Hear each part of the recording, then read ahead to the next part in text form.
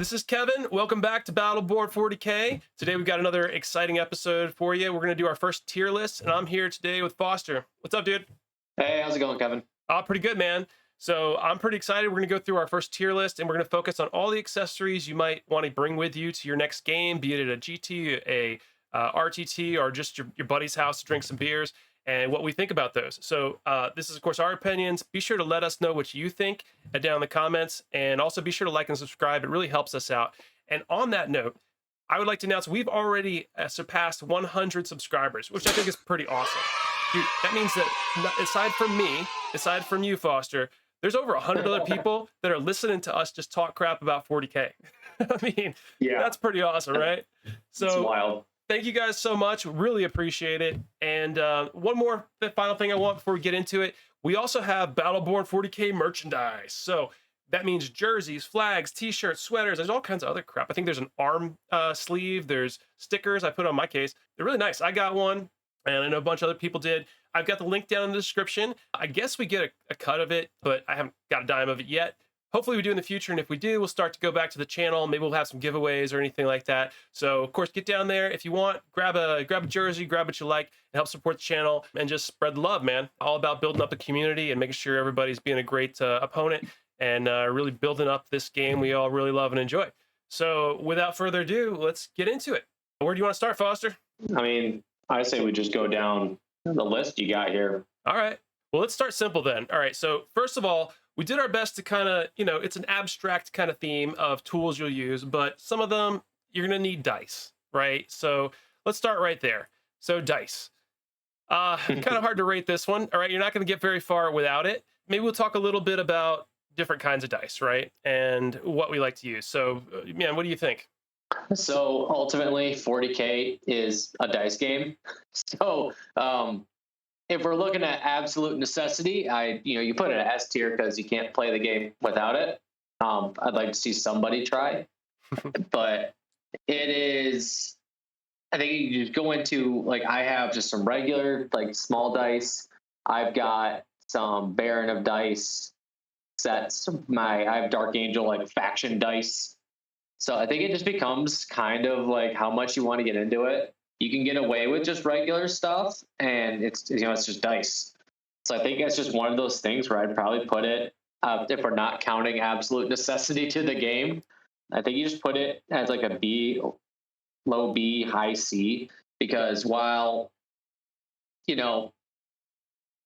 up to the user. If you don't really care that much, it's just dice in the end. But I there's something when I'm playing Dark Angels and I've got my Dark Angel dice. It just feels nice. Yeah. Rolling the dice kind of matters, but I don't know. I feel I put them in B or C. I think that's fair. So I like two kinds. So I guess ideally the 16 millimeter probably feel the best in the hand, but they're a little big when you start getting to the big rolls, and they're kind of small when you're in the small rolls. So what I end up usually taking with me is I've got a couple colors of the 12 millimeter dice. And you just I got a couple sets that I like the look of, and that's always fun. Just give yourself a little more immersion, a little more fun. And then I've got some of the 19 millimeter casino dice, and I really like those for some of my lower roll, smaller rolls of couple dice, and also just when I'm using them as wound counters and stuff, they show up well. They're easy to see. So I'm with you. I think it's fair to say B, just because you could potentially play without them. I think there's apps, right, that can roll with them. When you're playing TTS, you're not using the dice, but I think there's something to be said for a nice set of dice that are really well weighted, right? You don't want bubbles or anything in there, and I don't know if that's as big a deal as some people might say, but it is nice to have good dice and just get a good feel and immersion. I'll also add that I really like the sharp edge dice, because I kind of hate when they start spinning in my dice tray, or when you roll them. And it takes forever, especially yeah. So I think there's definitely something to be said for the dice you choose and a personal preference, but I think B is probably fair. You good with that? Yeah, I'm good with that. Although I will say it is really fun when the die is spinning and the roll is really dependent on it. That's your one save you need to make, or that's your one wound that you need to go through. I've had so many games where my opponent and I are just leaning over, just waiting, just getting so excited. And even if it's bad for me, like, it's my role. It's bad for me. My opponent's like sharing in that. We're both getting excited if it's a success. But there's some anticipation to that. Yeah, And I yeah, no, like I that. got to give you that. That's for sure. It builds the anticipation, really drums it up. So, all right, cool. We'll put it as a B. And of course, at the end, if we have anything we need to adjust here, we'll go back and do it. So, how about we move on to the other one that's probably a no-brainer, and that is tape measure, right? So, Yeah. I guess you don't have to have a I tape measure. You could probably get away with something else. I mean, when they sell the intro boxes, right, they give you that little plastic ruler, but how far are you going to get Yeah. there, right? The thing is, like, the ruler is just, it's very rigid. Hmm. You can get some really nice tape measures that are easy to like bend and flex, like if you're moving stuff around corners. And fun fact, when it comes to the tape measures, depending on the brand, each of them can be off by like a quarter of an inch. Yeah. So like some measures, like I found, like every now and then I use like just a standard, like almost like a carpenter, like hardware store type measure. It's a little big, but it's heavy, so I don't forget it. Yeah. The But I've shown, like, where I was like, I'd measure 8 inches away from my opponent's models. They're like, that's not like 8 inches, and then they use theirs, and it's like just a little bit closer or a little bit farther. Um, so it's like one of those things where the variance can impact your game. But I think overall, just something that you know is cheap or is just and you get the job done is like a $5 tape measure is going to do the exact same thing as like a $50 one. Yeah. And they're even designed and little hook on them. I do some woodworking and like depending on how you put it in, right? It always moves a little bit and that's by design for the thickness of that little tab. So there's we don't really get into the sub millimeter measurements usually here, but it is important that you check your measurements, check your tape measures, that they're about the same. Some of them can be pretty off. I will say that I really like even the one in the image here. I have this Craftsman one. It's like $6 or $7 on Amazon. I think it's even magnetized and it's got a beer opener, so that's really good for me. But I really like that they're small, and I usually keep a couple of them with me when I go, just so I have one on either side of the table because I seem to lose these things like just as I'm playing. They disappear in my hand, in my pocket. So I like having it on hand, and also the smaller size of it, something that's like a 6 to 9 foot ruler or tape measure. I think for me at least, that's the right size because some of the bigger ones, like the 25-foot tape measures, they're heavy, so you're not going to forget it. But if you drop that on the table, it can do some damage to some models. So, I mean, a little bit of Yeah. trade off. I like it there. I will say that some of them have magnets in them, and you got to decide what you like because while that's nice, I can put it in my tray in my case, and it sticks there and it follows me. It also can get if you're getting down into your models that magnet can also grab some of your models sometimes if they've got magnets on the bottom. So, you got to pick and choose what exactly you like and what's best for your setup. But I don't know, man. Where do you think tape measure fits in all this? I think put it with the dice at just B. It's one of those things you need. Like it's almost a necessity for the game. Like you can get away with a ruler or something like that, but it's not gonna it's not gonna cause too much of an impact. It's not like one of those things where it's like, oh my god, outside of core things I need for the game, this is like the next best thing. But Yeah, yeah. I don't have it on any like Christmas wish lists or anything. So I think yeah, I'm not getting too excited, but yeah, you're gonna have a hard time without it. So let's start it off in a B. So a strong B, and probably right behind the dice. I think less necessity, but just pretty much just the same. they're neck and neck. Yeah. So how about we get into something that's a little bit? I think we've got the main ones now that you have to do, and now we get into some of these other more optional ones. So what I've got here is some of these like deep strike markers. So we've gone now to 8-inch deep strike to the 11th. There's probably some 6-inch deep strike tools that you can find as well. I find these pretty helpful. I find them a little more helpful than some of the other tools. They're the ones that have the point that go to your base and then a bit of an arc that's a certain distance from that. And I really like that in terms of trying to line up when I'm coming in from a deep strike. It really helps me speed up the game rather than having to do it with a tape measure and you're hovering it over the table and everything like that. So for me, it's a pretty handy tool, and you can 3D print these real easy. I've done that myself, or you can buy them or whatever. But so I bring them with me. I don't know. What do you think about these? Um, I like these a lot. When I'm trying to screen with my Dark Angels, like at LSO, a bunch of my opponents have these, so they would, it's very helpful, especially when I'm playing Elite Army. Just figure out the screens, doing it easily because it's going to take more time when you move the model. Surprisingly, moving less models somehow takes more time than moving more models, mainly because every thought matters. But it's also really important when I play my Tau, especially now experimenting with my Retaliation Cadre. Hmm. A lot of deep strikes. So just having that quick reference, I think it's probably one of my favorite tools to use.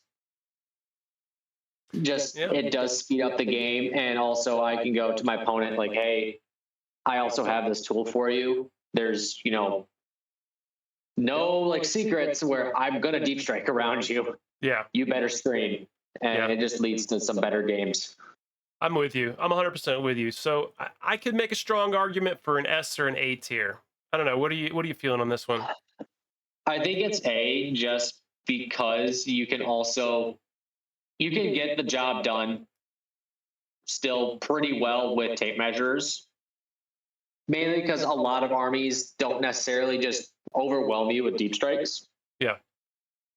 And the tool comes in handy where if I can intentionally be like, yeah, go ahead. If you want to, you can deep strike here. Like I've created this huge pocket for you, but there's about a million guns that are going to shoot you or things that are just going to deal with you.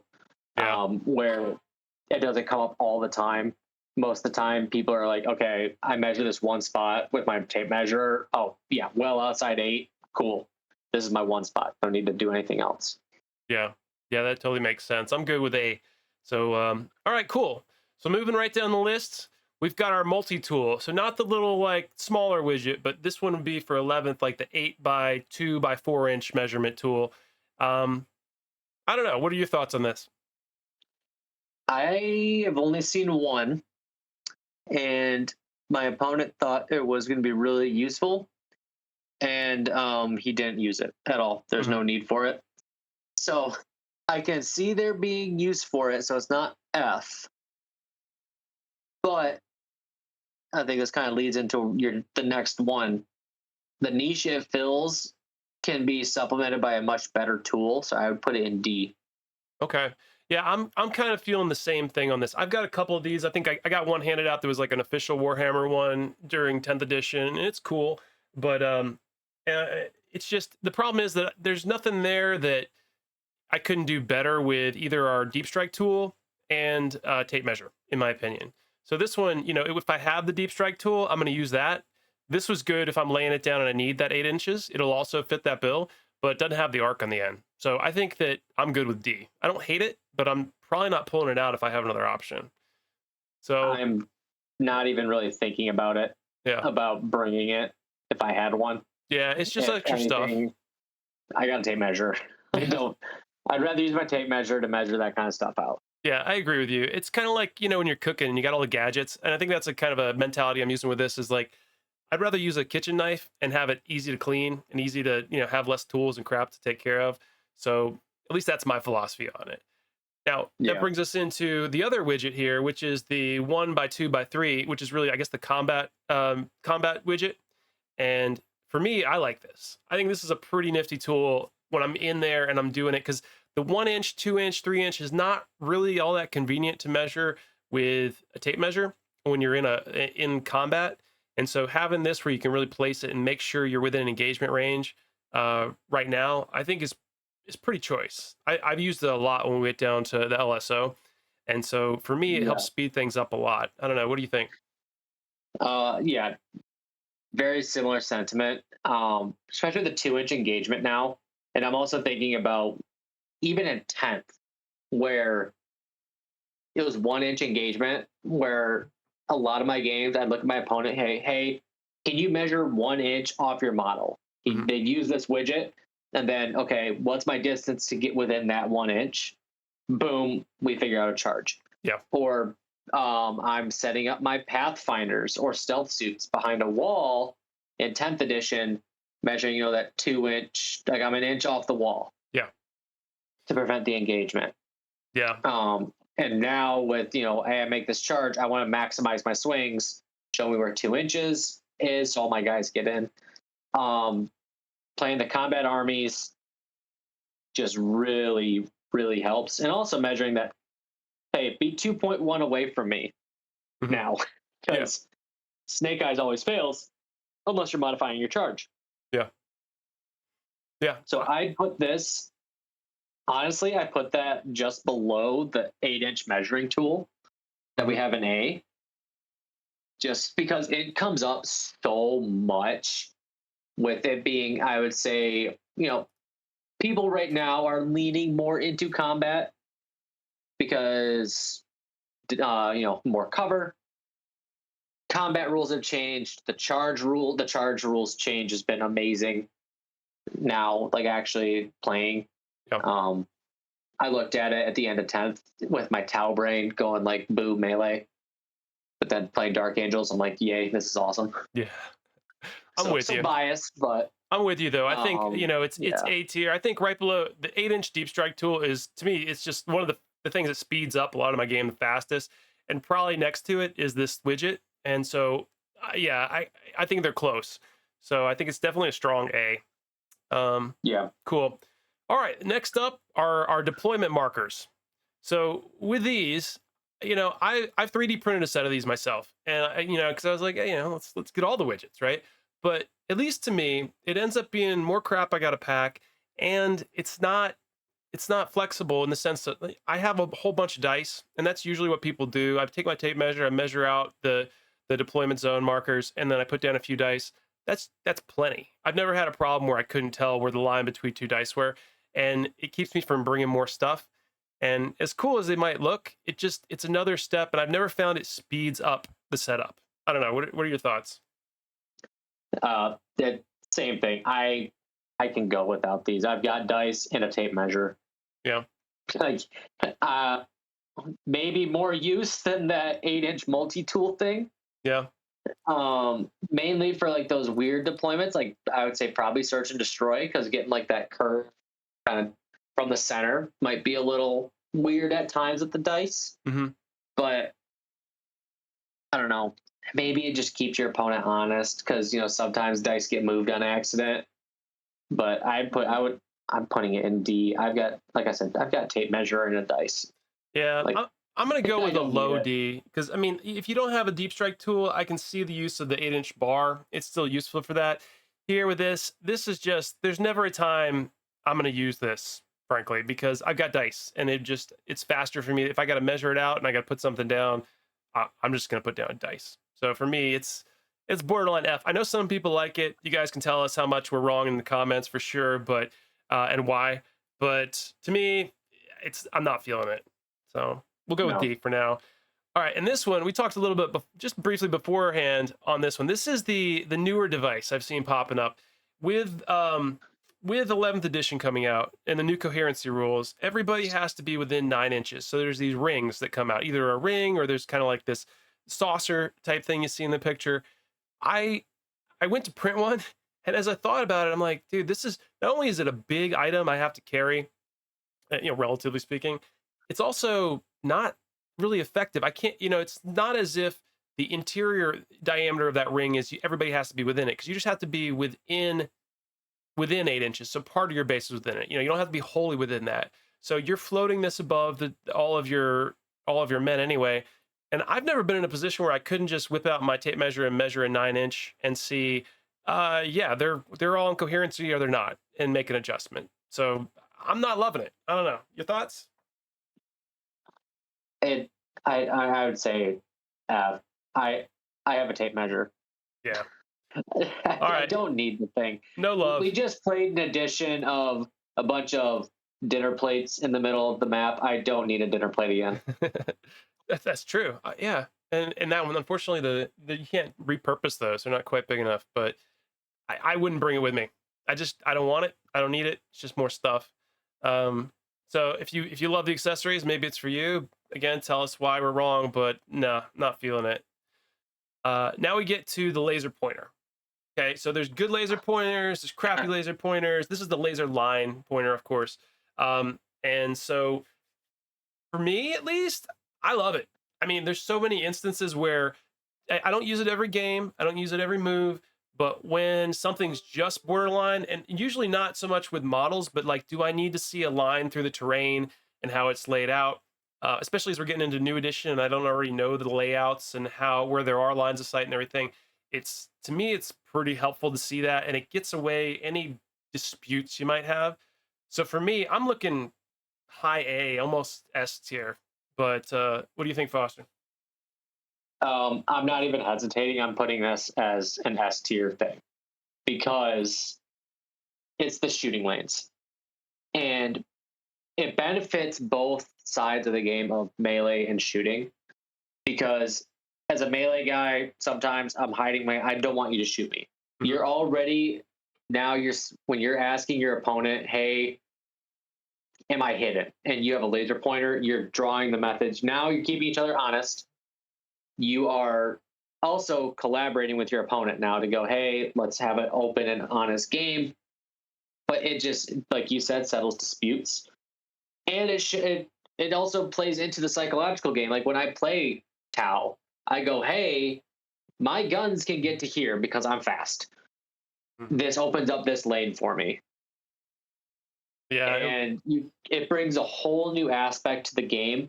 I can see people going like, well, it's kind of toxic because of I can see that little millimeter of you, and that prevents you from shooting.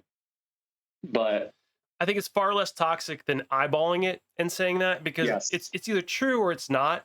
And if you're bringing Tau, you don't have a lot of friends already. So I think it's good to bring the laser pointer with you. yeah, uh, I kid, but not really. I know you do. You've been on the receiving end of the towel too many times. Yeah, I know, it's true. So all right, I think we're aligned. S tier on the laser line pointer. That one's a winner. Yeah. Next one here, dice tray. Thoughts? Ooh, I love my dice tray. Um, it's one of those things where it can be hit or miss depending on how it's built. If Mhm. you have like a one where I have a little bit of a padding on it, the dice don't spin as much, but it leads to some cocked dice. But it also gives you that definitive, hey, I'm rolling everything in the dice tray. If it pops out, no matter what, it's getting re-rolled. And you just keep your dice in there or Mhm. near it. You keep it all in the central location. I have yet to play a game where I forget my dice and lose them Mhm. because of my dice tray. Yeah.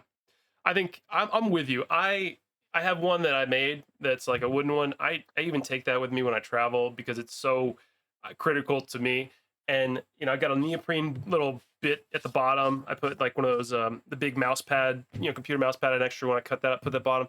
It's great, and because it's got sharp corners, there's never like a divot there where it like edges in. Now, there's several dice tray that have like the fold up ones, and I've got those. Those they tend to give some cocked dice, and I don't really love that, especially when people aren't really clear at the beginning of the game, like what is and what is not a cocked dice. Because to me, if it's angled, it's cocked dice, and if it's on terrain, whatever, you should re-roll it. If it pops out of the tray, you got to re-roll it. And I think, like you said, the dice tray makes it very clear what is and what is not a legal roll. And the other part is it's a little bit of a pet peeve. I'm not going to hate on anybody because I understand it, but when you're rolling on the table and all this other stuff's on the table, you've got terrain, you've got, footprints, you've got models. It's a little annoying. First of all, I can't really see all your dice all the time, and you probably can't see mine, but also it tends to be cocked a lot. And that's really Yeah. it's just not a great way of playing it. To me, this is S tier. If I have a tool that I'm bringing and I'm going to play it, it's up there with my dice and my tape measure, right? It's almost like a critical tool, but I think it's not critical like they are, but it's such a big game enhancement, and I use it on every single roll. To me, it's S tier. I don't know. What do you think? I'd say, I'm just going to say in general, with it also having that variance depending on the material, I put it at high A, probably our highest A tier item. but I think that's fair. overall, just the utility of it is enough to where if it's not S tier, it's our best A tier item. You can Okay. make small ones that bring it. You can bring large ones for when you roll, I don't know, say 60 dice for a Terminator unit attacking. Mhm. Yeah, I was on the receiving end of that. But yeah, they're a blessing to have. Cool. Yeah, no arguments. I think top of A, it beats the measurement tools, but for me, it's all day I'm bringing a dice tray. Um, okay, this one is probably a little bit more to everybody's personal liking, but the wound counters. So I've got a couple of these. I tried them out. They're nice. I don't love them just because they're more finicky to me than just using the dice that I'm already carrying. And if sometimes I've got a couple D10s that I throw in my bag when I just to carry them if I need something that's a little higher wounds.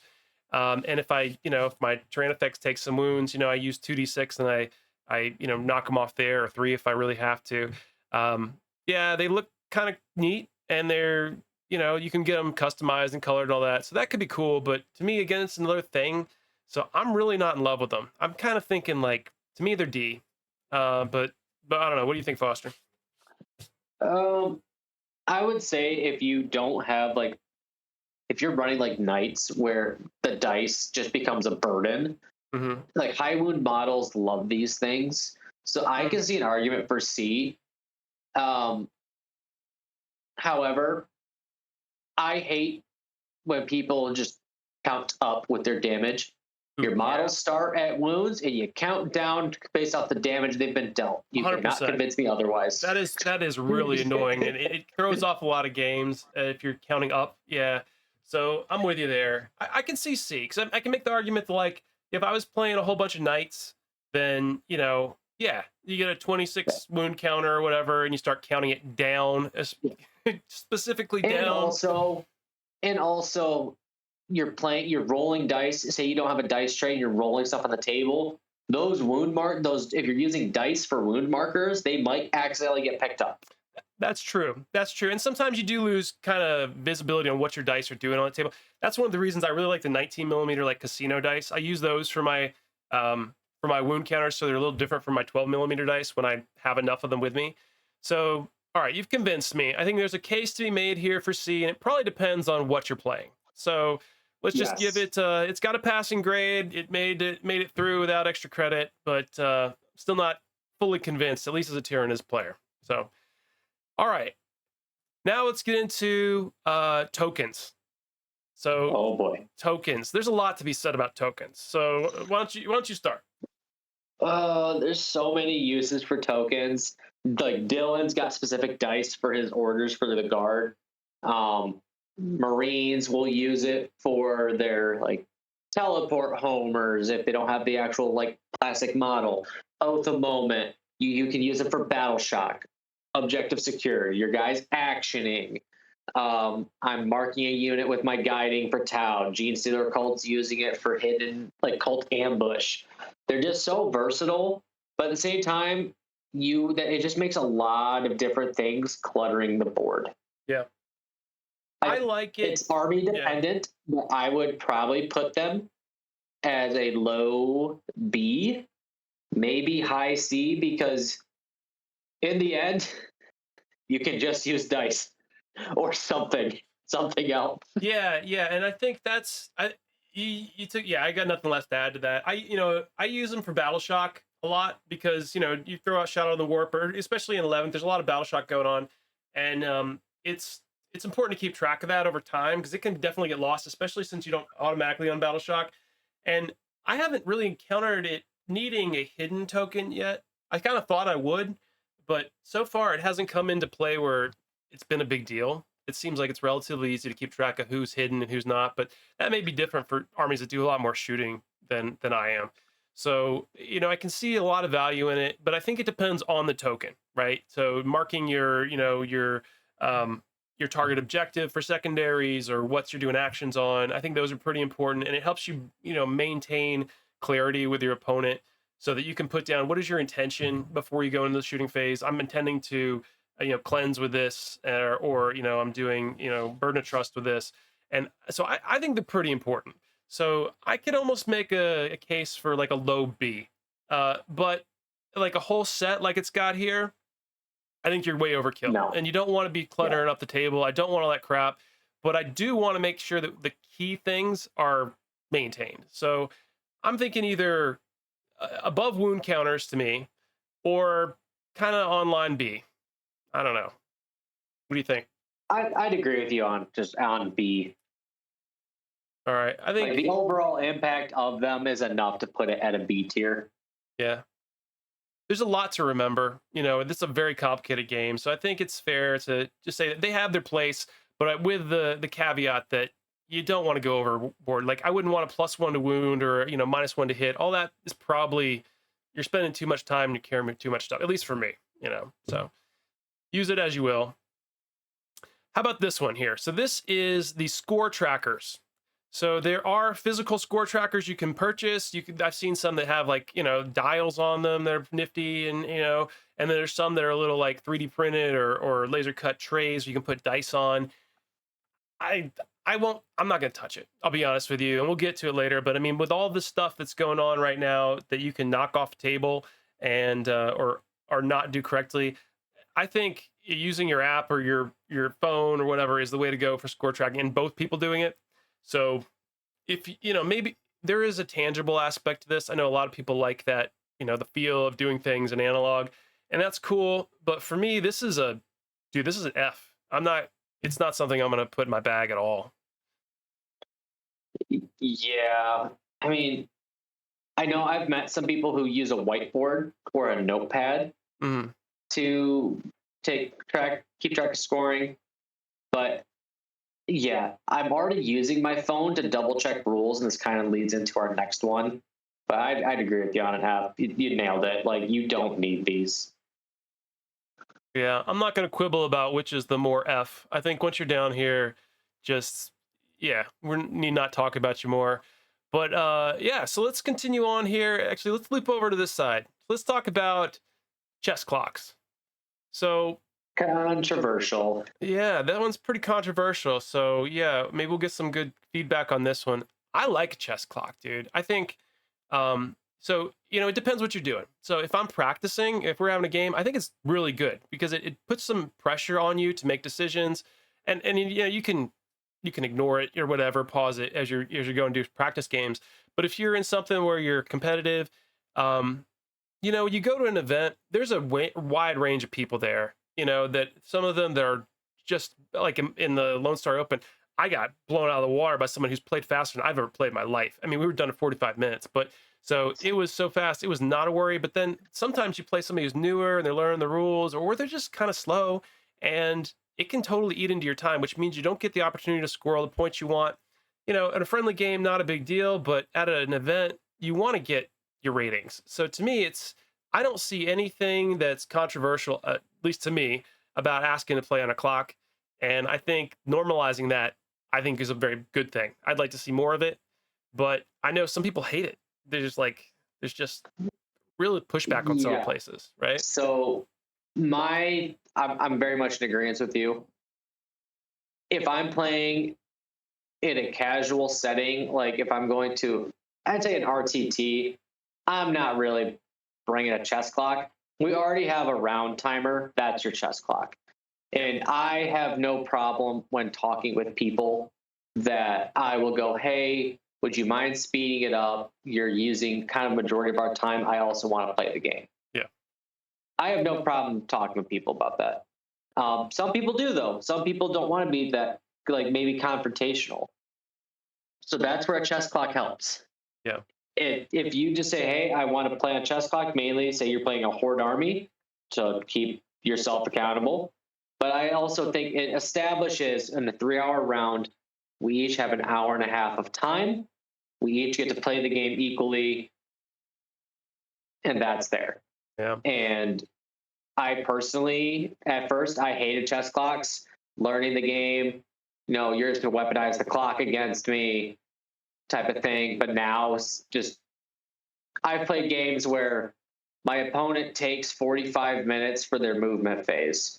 And I'm looking at them like, just stop. Yeah. Let me freaking play the game. Yeah. I So 100% agree. Yeah. I put them. This is gonna probably be controversial. I put them as S. Wow. S, huh? Yeah, no, Yeah. I was torn on that one. And I'll just add that, I've gone to several places where I've busted it out and my opponents have clocked out.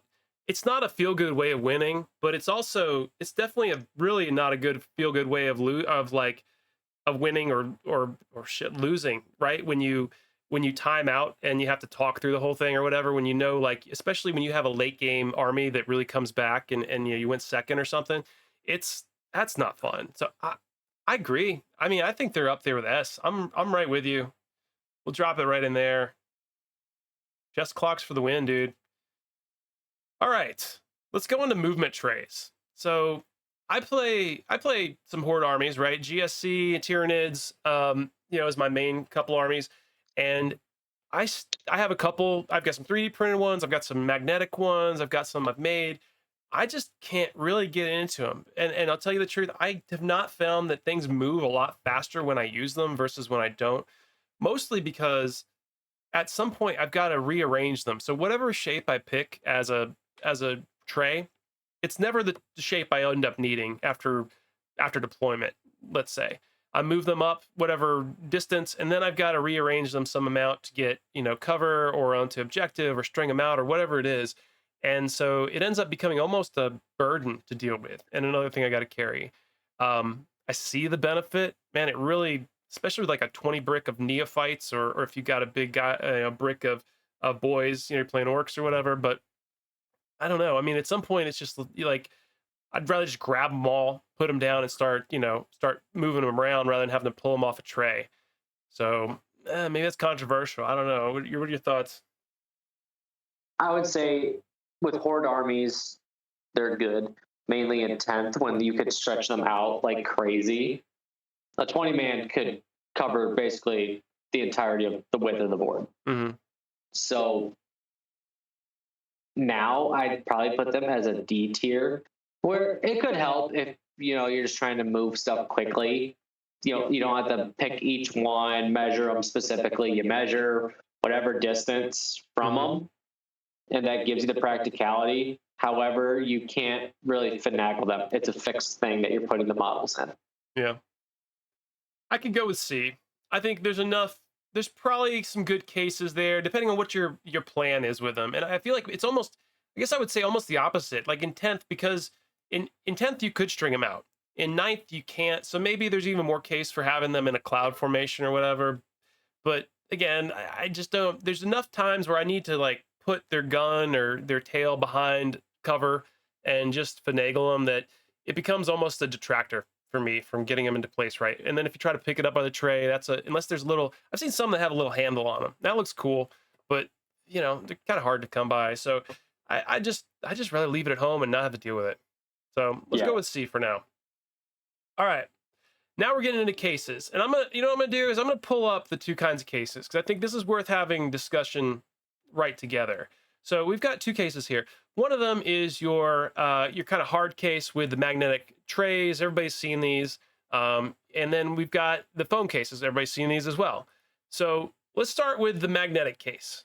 Um, you just had some experience with this traveling, but ups and downs, right? There's pros and cons of each. What do you got? Pros is that you're just putting the models on the trays. They're magnetized. Ideally, the magnets don't come off. Um, Newsflash, they will come off. Um, it, the it's quick. It's very quick and easy to grab them, but they're not held. Probably like they're not the safest to transport, especially with Michigan roads. Mhm. But you take them to your local RTT. I think they're fine. And when you get to like foam cases, it takes some time getting them in, putting them back in. I've got a Citadel like foam case. It's really small, so really the only army I could really transport with that thing is my Custodes, because it's so elite. Or I transport some of my infantry units with like my Tau in there. But I have not had a model break in my foam case. My magnetic case Um, yes, I've had plenty of them break, and I've only used it once. Yeah. Anyways, Yeah, that that was an I event. would, Yeah. but having that magnetic tray is really nice. Yeah. From my perspective, again, it's a matter of two things. I've got both, right? When I first got into it, I originally had just one of those totes, like a clear plastic tote, and I put a piece of galvanized metal at the bottom, and it worked great. I took that down to my local game store, and it worked great for, I don't know, however long I was using it. And then I picked up one of these for my birthday, and it was great. I love it. The case, the magnet trays. It's really fast. I think having the trays in general is really convenient for me at an event because it can help move my things around. The problem with it is that it does not fly well, and so the foam case, I've got one of the FLG flight cases. It's foam, super nice. Love that thing. And we went down to, again, with traveling there, and I'm going down to the Champions Cup here in Salt Lake here next month, so I'll use it again. And I think we'll probably try to make a video on flying and with your models. I think that's definitely worth doing. But I don't do that nearly as much as I do going to my local game store. And in no way, shape, or form is the phone case as convenient or as nice to work with as the magnetic tray.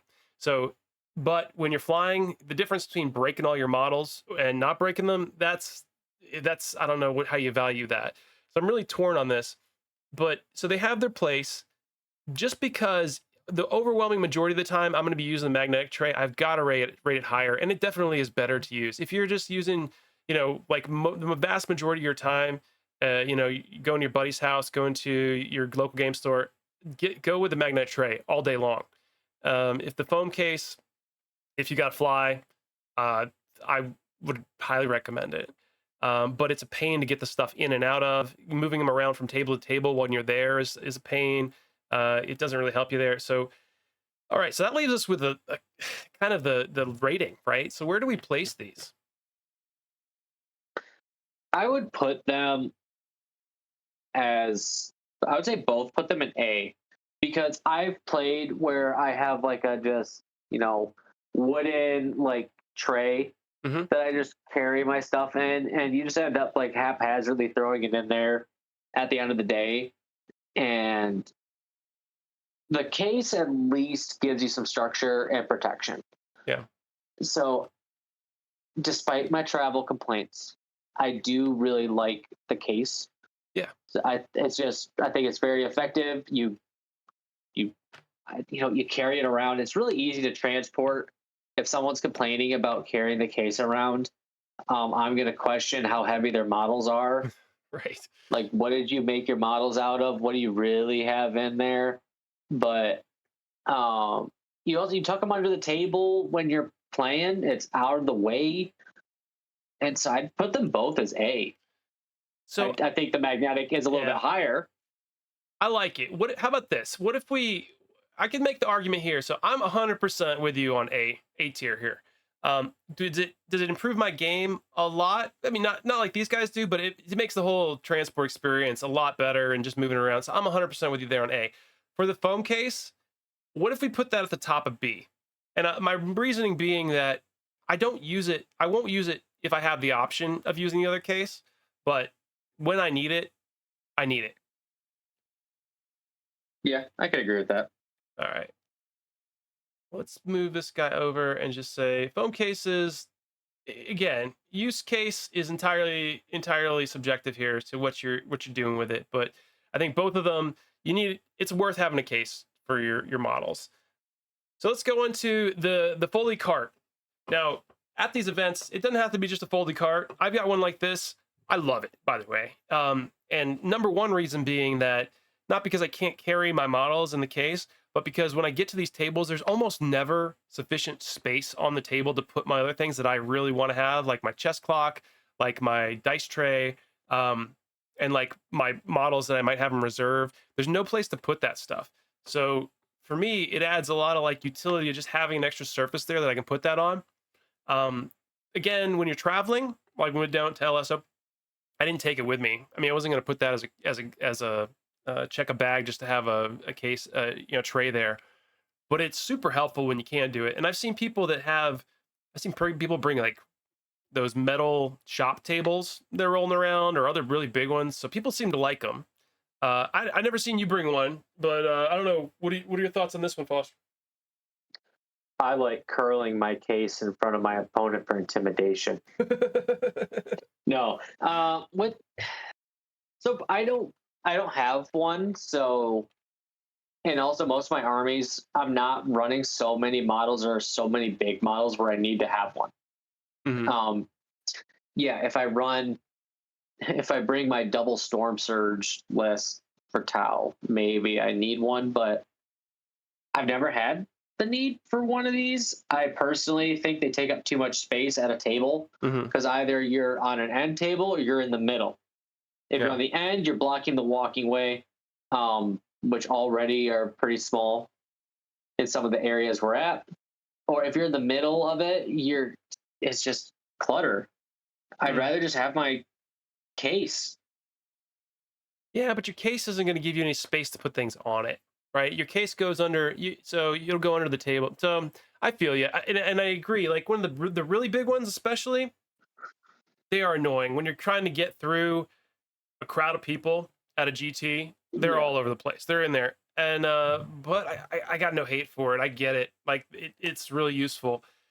Um, would I be able to play effectively without it? Yeah, absolutely. Um, do I want it as a nice to have? Yeah. So maybe top. I would rather have this than wound counters to me. But are they going to impact my game as much as tokens where I need to remember something? No, probably not. It's probably just a little annoying that I got to like wedge my dice tray over in the corner. So Yeah. I can make a case maybe top of C. Yeah. I agree with that. And I'll have to make an And executive the on other this thing because when you're you not talk really using about it, like, right? But yeah, you got more to it. Like, I mean, with me, like my metal trays, like in my carrying case at the event, obviously I just put them together and I stored them a specific way. But at the event, I reorganized my stuff in the order of priority of where I want it to be deployed. yeah, So like my stuff's organized in a way that makes sense in my head. You look at it, you go, "What are you thinking?" But the way they're stored makes sense to me, and I can pull my metal tray out with like these are my first drops. That I every game my first drop is always a unit of Raven Wing bikes, my two ATVs, and then Azrael's unit. yeah, I do that too. I kind of order them by like my deployment, like how I expect to do this, and then I'll also have if I'm going to Yeah, put anything in reserves, have that kind of over there. It probably looks like a mess to anybody else that's looking at it, but it yeah. works for me, right? It got a system. So all right, let's go with top of C, and we can argue later. Next up, tablet. So tablet. I think I debated whether having cell phone is a separate one from here, but I think that's almost too universal. So I just want to like it's almost assumed you're going to have a phone. Um, but a tablet to me, and we can debate whether we lump those in. I think you need something of a digital device, and the reason being scorekeeping. Nowadays, I like pulling up my secondaries with the apps, looking up rules, being able to track your CP. To me, it's and I think both players doing it is critical because there's so many times in the middle of it, you miss somebody else's score, not intentionally, or you miss your own scores, and then you're checking them at the end of the round. And to me, this way outweighs any benefits you're getting from a analog score counter or anything like that. So I bring a tablet. I've just got kind of like one of those fire tablets that I have specifically for bringing to this and traveling with or anything like that. But I think it's a huge benefit. But Yeah. we can lump it with cell phone too, because you can do the same thing with your cell phone for sure. Oh, 100%. I will say the one advantage that the tablet has is that you can set it up on one side of the table. You both see everything. Hmm. And I think that's the advantage of it. It's really nice when setting up a deployment map. Like, all right, we're both just referencing the same thing. We're not both having our phones out, moving each other's stuff. Yeah. And it's, hey, real quick, can you draw? Like, I'm thinking, draw my secondaries for me. They'll draw it, and you can see them choosing it, and you both have all the information. Yeah. I think that's the benefit of it is it makes it less things that not now there's very few people who will do it, but there's less things someone can use to cheat if you're just going, hey, let's all have a tablet. Just here, we share the information on there. No need to go, oh, do you have this for scoring? Oh, no, I have that. Yeah. It's on the tablet. Yeah. Maybe I'm just too naive. I never think of anybody cheating. I'm more just like concerned that I'm going to forget something and just accidentally do something like that. But there's one other thing. And as I think of this, I really probably should have put backup battery pack on this list too, because one of the main reasons I really like the tablet is, in addition to bringing my phone, is that you go to even your RTT, right? Let's say you're doing 3 games a day, and there's some that do 4, but you're there a long day, and if you're constantly on your phone with that, and it's scorekeeping, it can drain down relatively quick, especially if you're taking videos or you're taking pictures or whatever. And so I've had it where before I got started using the tablet, my phone was getting to be dead by the end of the day. So I'm trying to charge it, on lunch or whatever. And that's kind of a bummer. Because you maybe need to make a call or you got to get your Uber home at the end of the day, or, right, or whatever. So I really like having that as a second device just to dedicate to it. So so let's say battery pack aside, but to me, this is, if we lump this in as cell phone or whatever, I think this is up here A tier. I think it's right under dice tray to me. Yeah, I'd say maybe underneath the little widget tool because Yep. overall it doesn't. We've mentioned impact to the game.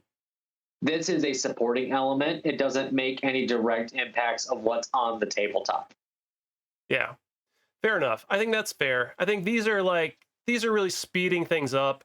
This is, I think it's really helpful. So it's A tier. Where it sits in there, I'm good with wherever from there.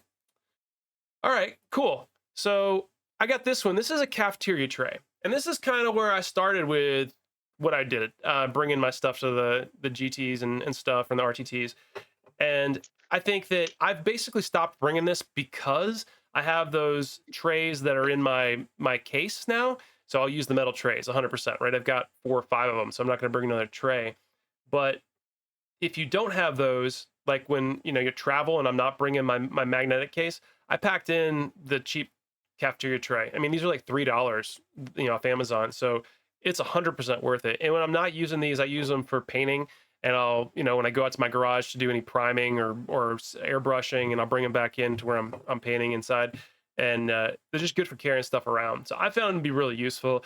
Are they going to save my game? No, not at all. But I think that it's really, you want something to move your models around when you're at the event, be it some kind of tray.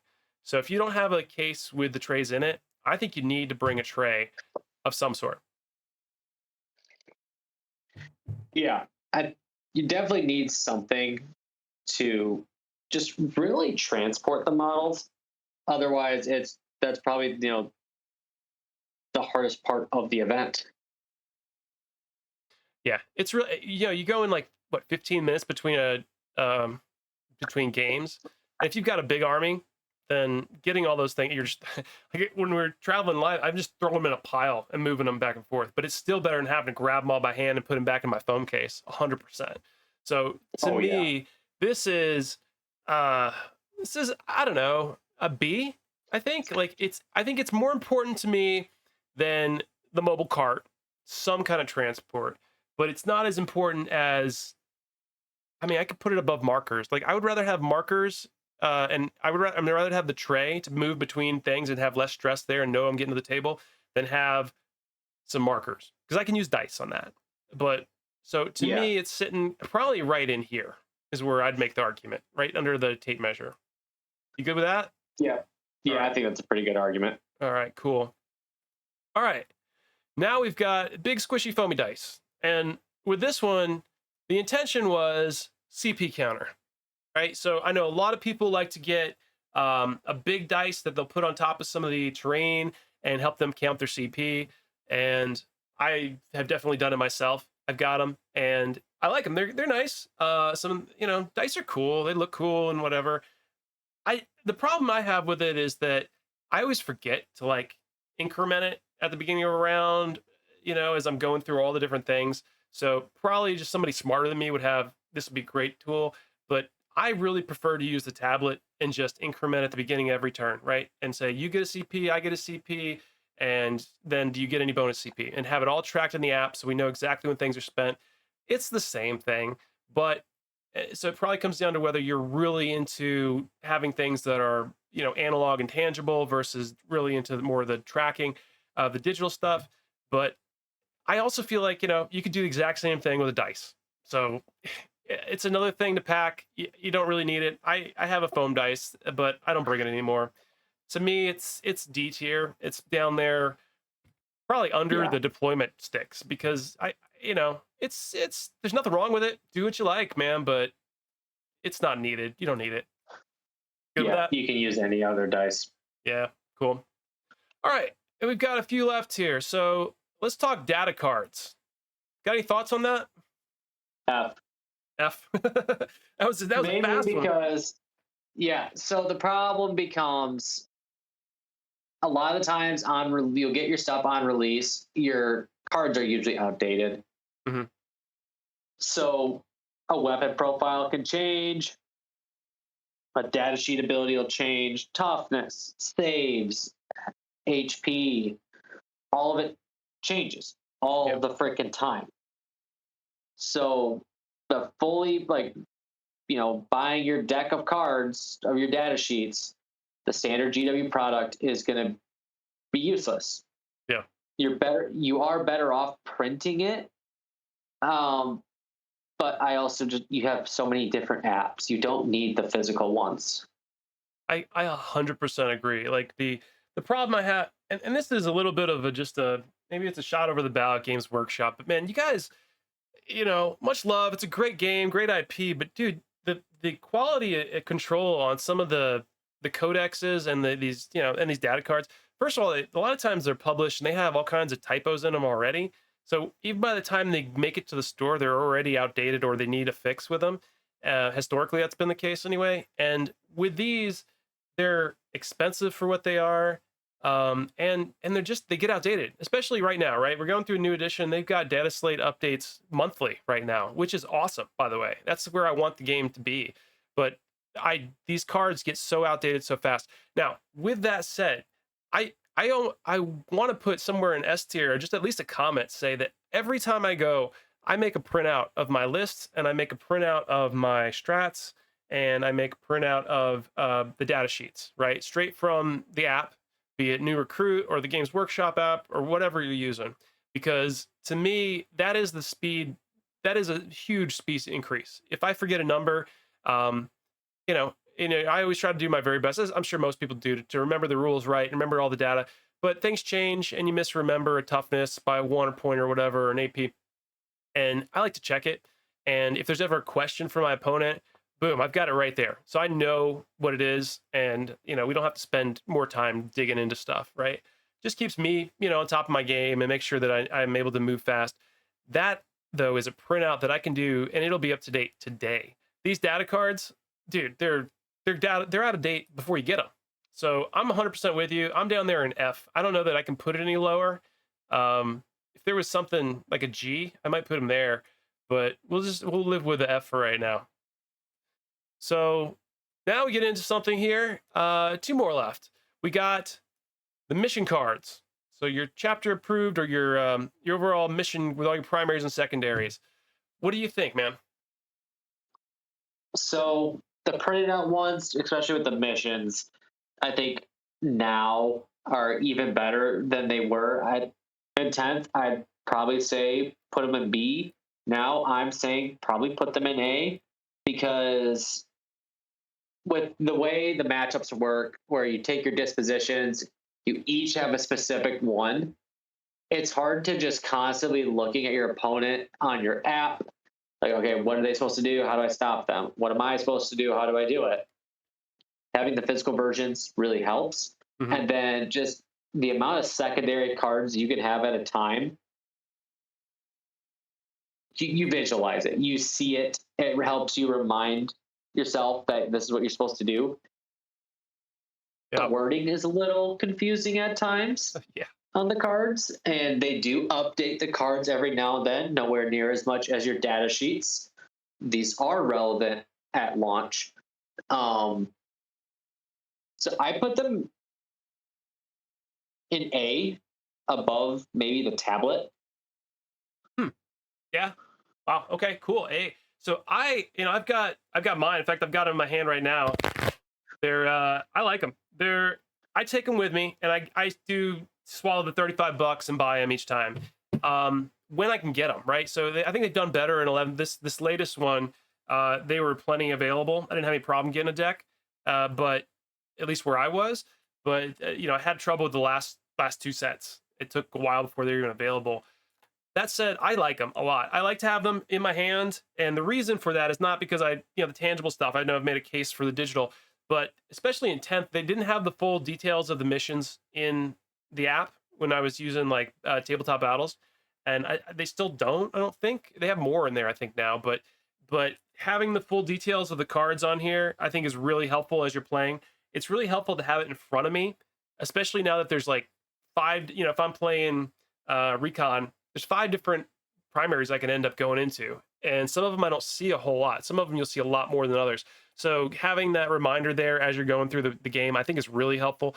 And then, like you said, these get updated, about once a year.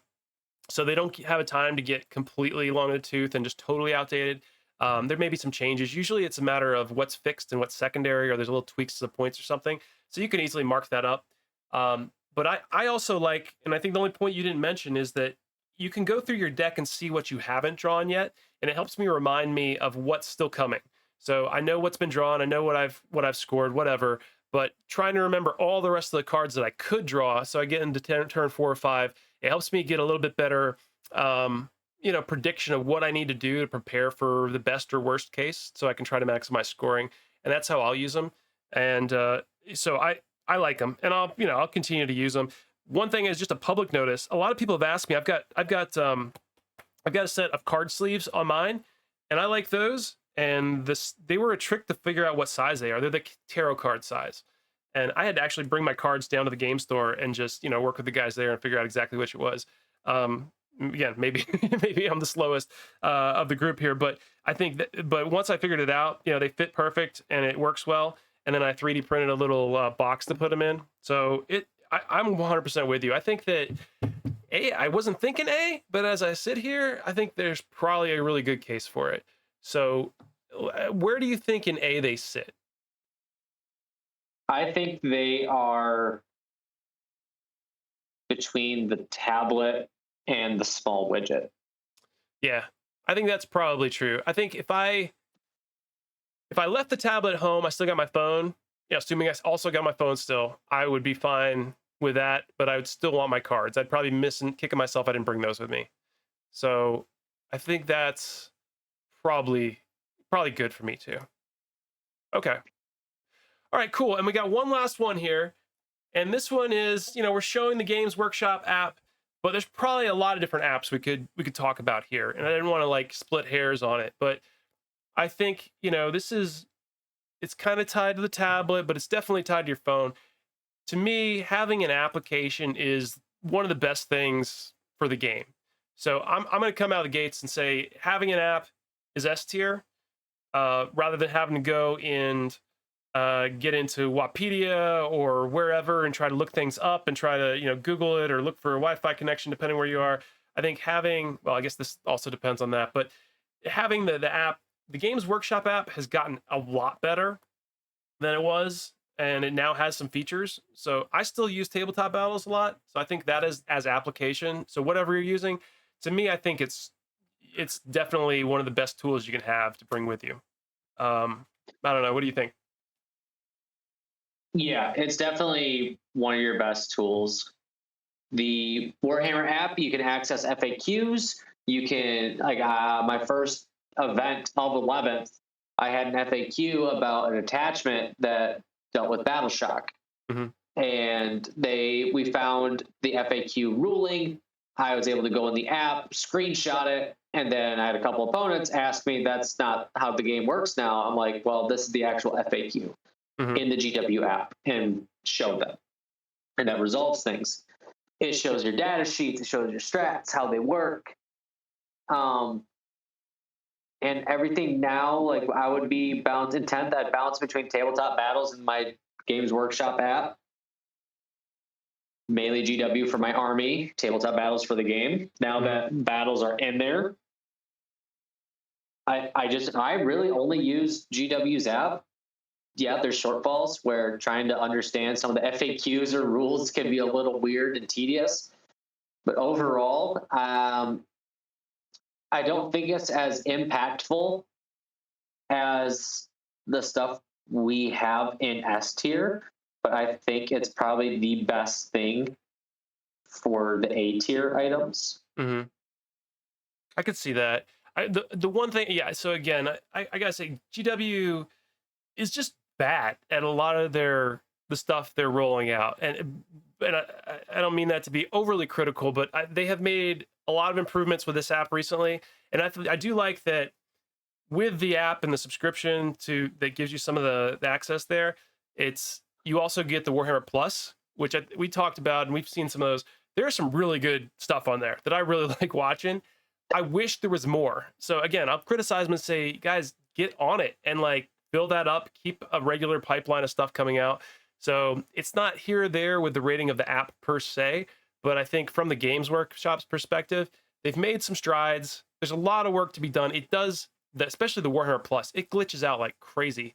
And I've got to re-sign in with like a PIN code every time I log into my TV. But I think they're making good strides.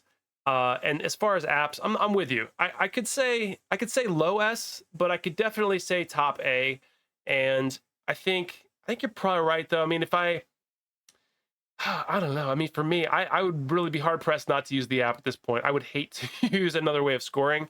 But I think we can make the case for it to be here at the top of A. I think it's above these other ones, and we'll go here with it.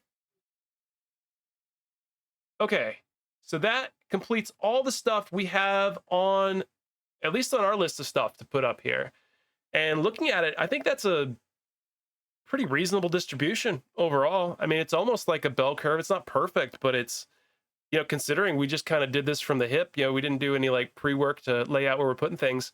I think that's a pretty good distribution. Is there anything in here that you see that maybe you feel like should be swapped?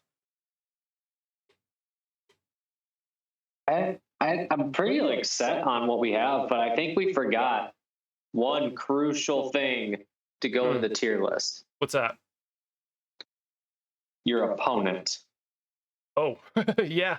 Yeah, that's pretty important. It's sarcasm aside, I think, but honestly, the most important thing is who you're playing against. Against is the wrong term. It's who you're playing the game with. Yeah. Because you're there to share an experience and just play a game that you both have an interest in. If you have a good opponent, in terms of like they're a good person, not just that they're good at the game. You can be great at the game, and pardon my French, but you can be just an absolute dog shit of a person. That's true. I've had some really awesome games with no accessories against some really fun people, and I've had some all the bells and whistles with some people that I really would never play again. And I think that makes all the difference, right? And whether you're having fun or not. So yeah, good addition. Good addition. I got one more I want to add in there, and I think it's important too. I think it's still faithful. I think maybe it's not everybody's game. For me, I'm putting beer up here on S tier. I think in general, a beverage of some kind. It not necessarily, it doesn't have to be alcohol, because that's, that opens up a whole other can of worms. They just had a freaking fight at ITT. But oh, that's right. I heard that. I like having my coffee for the first couple games. Early morning RTTs when I'm just getting off, like I used to work night shifts. I'd come in and I'd be like, hey, I need caffeine, game one. And I'm looking at my opponent like, do you want anything to drink? Just that simple thing of offering it to somebody. Yeah. Kind of breaks down that social kind of barrier to, oh, okay, like we're actually doing something now. Yeah. And you're making it a little more casual. No, I think you're absolutely right. I say it jokingly, of course, but I think that in a long day of like an RGT or a GT, there's a lot there. So I always bring some kind of snacks. I think it's better to I bring some bottled water. I bring a couple drinks of whatever I want. Whether it's usually it's not a beer. It's some of the GTs they have a bar there, but usually some water or a soda, Gatorades, but then some just snacks to keep you going. Because those games can be pretty long. And sometimes it's nice to share with your opponent. It's a good way to bond, or and just get some good camaraderie in there. So we'll just call it snack items rather than libations. Yes. All right, man. Well, I'm pretty happy with it overall. I think that's a good tier list. And again, I'd love to hear what you guys think. We really appreciate you guys subscribing. And if you stuck with us this long, be sure you're liking and subscribing. This really helps us out. We're going to keep this stuff coming. We're really loving it, doing it. And we're loving having you guys coming along for the journey with us. So, please let us know what you thought. Let us know what other kind of videos you'd like us to make. And if you have any disagreements or things we forgot to put on this list, we'd love to know. I mean, there's new accessories coming out all the time. So I'm not going to pretend like I haven't tried all these. That's how we know. So yeah, that's about it for today. Anything else? Parting thoughts, Foster? I think an interesting thing now that you've hit the over 100 subscribers mark.